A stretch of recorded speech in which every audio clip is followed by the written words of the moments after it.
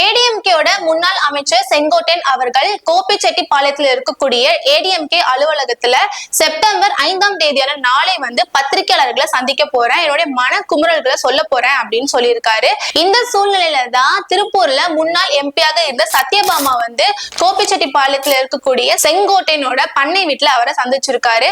அவரை சந்திச்சுட்டு பத்திரிகையாளர்கள் கிட்ட சத்யபாமா அவர்கள் என்ன சொல்லியிருக்காரு அப்படின்னா, செங்கோட்டையன் சொல்லக்கூடிய கருத்துக்கள் ஏடிஎம்கேவுக்கு ஒரு வழிகாட்டுதலா இருக்கும். பிரிஞ்சு இருக்கக்கூடிய ஏடிஎம்கே ஒண்ணு சேர்ந்தா மட்டும்தான் ஜெயிக்க முடியும், அதை தான் நானும் விரும்புறேன் அப்படின்னு சொல்லியிருக்காரு. இந்த நிலையில தான் செங்கோட்டையன் அவர்களும் எல்லாருக்குமே அதிர்ச்சி கொடுக்கக்கூடிய விதமா கோபிச்செட்டிப்பாளையத்துல இருக்கக்கூடிய ஏடிஎம்கே அலுவலகத்துல எம்ஜிஆர், ஜெயலலிதா, அண்ணா இவங்க போட்டோ கூட பெரியாரோட போட்டோவை வச்சிருக்காரு. நாளைக்கு அவர் சந்திக்க போற அந்த பத்திரிகையாளர்களுக்கான மீட்டப்ல அவர் எந்த கட்சியில போய் சேர போற அப்படின்றத பத்தி சொல்ல போறாரோ அப்படின்ற விதமான கேள்விகளும் எழுந்திருக்கு.